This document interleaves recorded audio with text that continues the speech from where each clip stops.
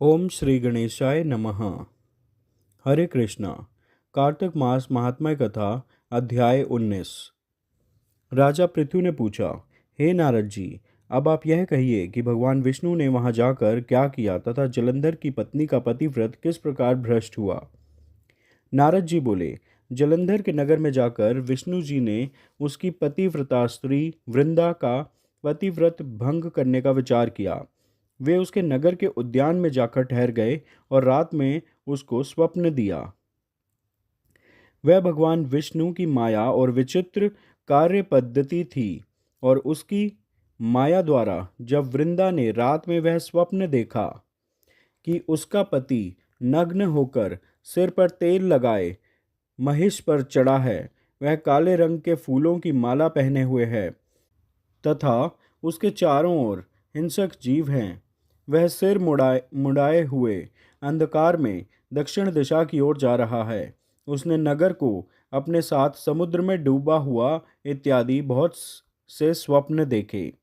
तत्काल ही वह स्वप्न का विचार करने लगी। इतने में उसने सूर्यदेव को उदय होते हुए देखा, तो सूर्यदेव में उसे एक छिद्र दिखाई दिया तथा वह कांतिहीन था। इसे उसने अनिष्ट जाना और वह भयभीत हो रोती हुई छज्जे, अटारी तथा भूमि कहीं भी शांति को प्राप्त न हुई। फिर अपनी दो सखियों के साथ उपवन में गई। वहां भी उसे शांति नहीं मिली। फिर वह जंगल में निकल गई। वहां उसने सिंह के समान दो भयंकर राक्षसों को देखा, जिससे वह भयभीत हो भागने लगी। उसी क्षण उसके समक्ष अपने शिष्यों सहित शांत मौनी तपस्वी वहां आ गया। भयभीत वृंद उसके गले में अपना हाथ डाल उससे रक्षा की याचना करने लगी। मुनि ने अपनी एक ही हुंकार से उन राक्षसों को भगा दिया। वृंदा को आश्चर्य हुआ तथा वह भय से मुक्त हो मुनिनाथ को हाथ जोड़ प्रणाम करने लगी। फिर उसने मुनि से अपने पति के संबंध में उसकी कुशल क्षेम का प्रश्न किया। उसी समय दो वानर मुनि के समक्ष आकर हाथ जोड़ खड़े हो गए, और ज्यों ही मुनि ने भ्रिकुटी संकेत किया, त्यों ही वे उड़कर आकाश मार्ग से चले गए। फिर जलंधर का सिर और धड़ लिए मुनि के आगे आ गए। तब अपने पति को मृत हुआ जान वृंदा मूर्छित हो पृथ्वी पर गिर पड़ी और अनेक प्रकार से दारुण विलाप करने लगी। पश्चात उस मुनि से कहा, हे कृपानिधि, आप मेरे इस पति को जीवित कर दीजिए।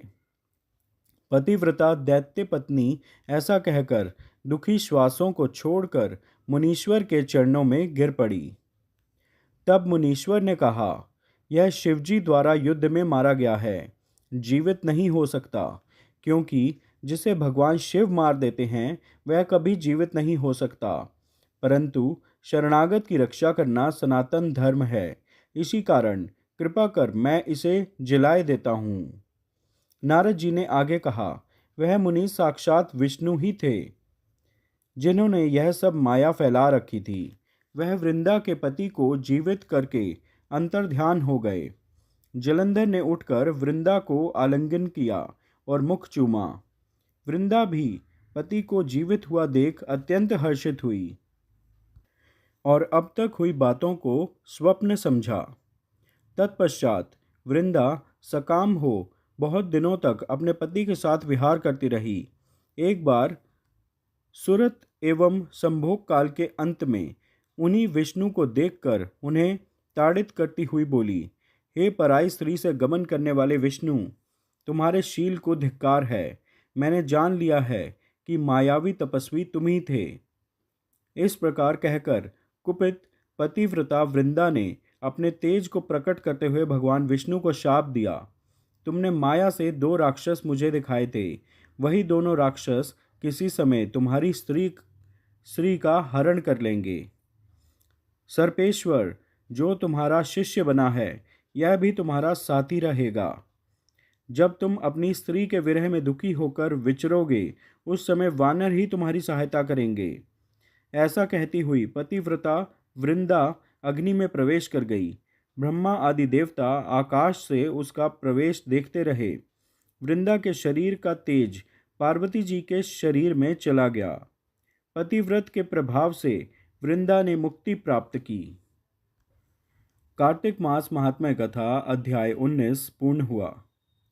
श्रीमन नारायण नारायण नारायण भजमन नारायण नारायण नारायण लक्ष्मी नारायण नारायण नारायण सत्य नारायण नारायण नारायण श्रीमन नारायण नारायण नारायण भजमन नारायण नारायण नारायण लक्ष्मी नारायण नारायण नारायण सत्य नारायण नारायण नारायण श्रीमन नारायण नारायण नारायण भजमन नारायण नारायण नारायण।